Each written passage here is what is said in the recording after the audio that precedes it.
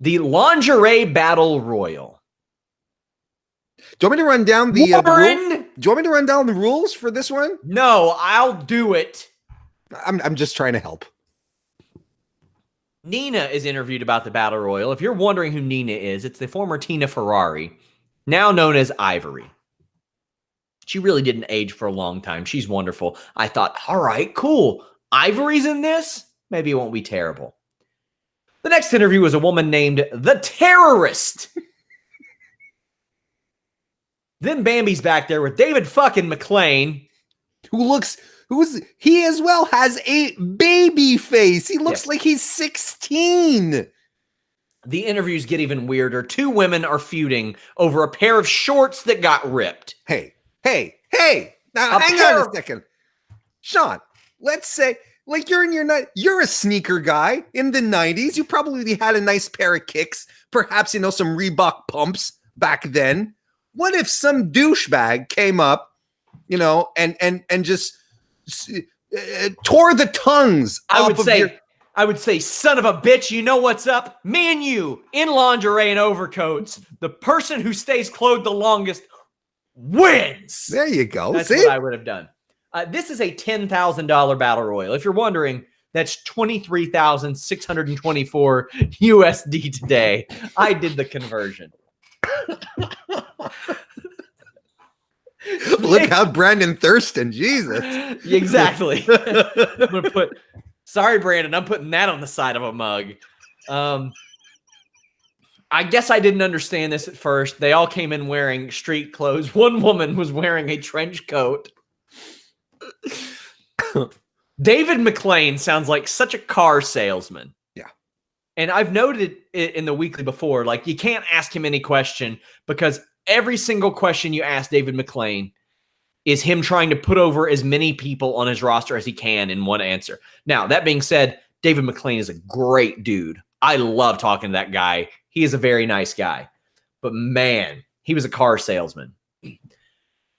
We've done retro reviews that are from like 10 years ago, and we're like, man, fast for the era. That's this. I don't know of many moves that happened, but you had to be stripped naked or tossed over the ropes. Well, strip to your lingerie. This match has multiple WWE Hall of Famers, Warren. Yep. Multiple. Luna Vachon. The highlight of this was this hilarious punch that sent Peggy Lee tumbling into a bunch of people, and it wasn't supposed to. Is there anything in this match that stood out to you? Yeah, the fact that someone told Peggy Lee Leather that it was a good idea for her to, with her ample cleavage, to wrestle in spaghetti straps. Oh no, we got more to talk about Peggy Lee Leather. That was frightening. Like, honestly, and I don't mean this disparagingly. It's just you see her go, what she's trying to do, and she's constantly like readjusting herself. And I'm like, you poor dear, you just should have worn something with a little more support. You would have been fine. It's not. It's like she herself was not comfortable. Let's put it that way.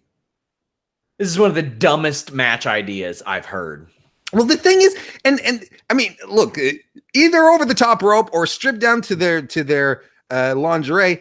No one really got stripped down to any lingerie. Yeah, David McClain. If you were listening to him, you would think this was Lawler Von Erich. Yeah.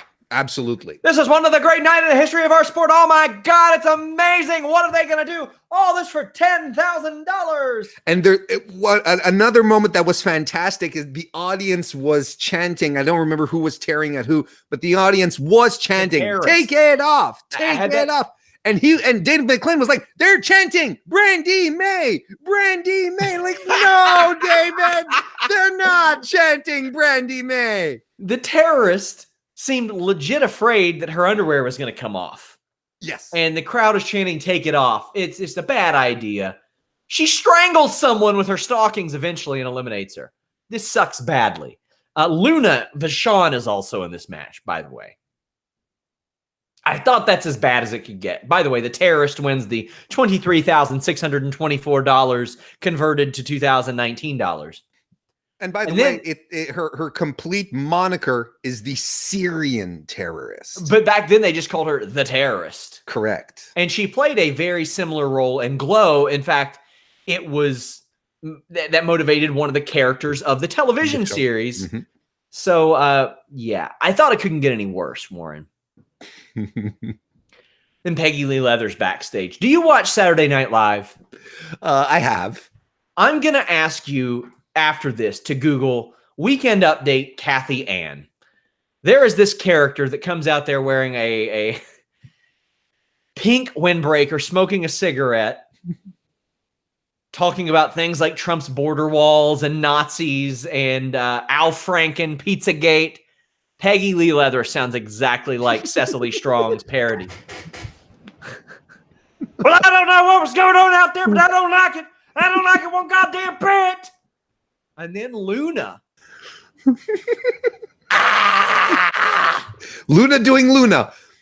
Shit. This is Luna turned way up. We're gonna fight somebody. Somebody give me a fucking animal. And then somebody. Medusa. It was Medusa. Medusa just waltzes back on screen with a snake, puts it around Luna's neck, and Luna's just like, yeah, snake, and leaves.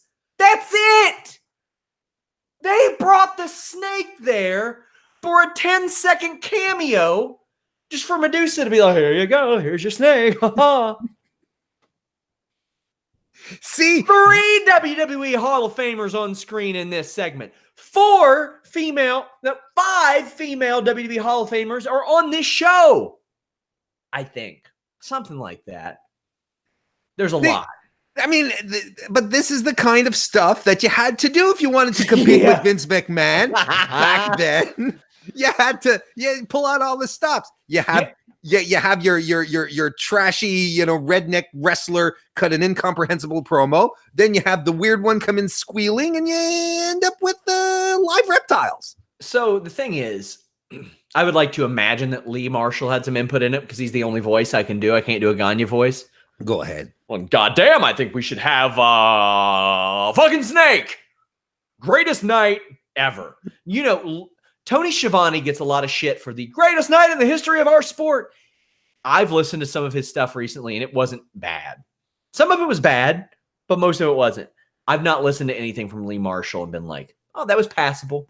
And he said that far many more times. He put over this as the greatest pay-per-view event in wrestling history multiple times. Multiple times. It is almost offensive that there were so many talented women on this show and they were used like this.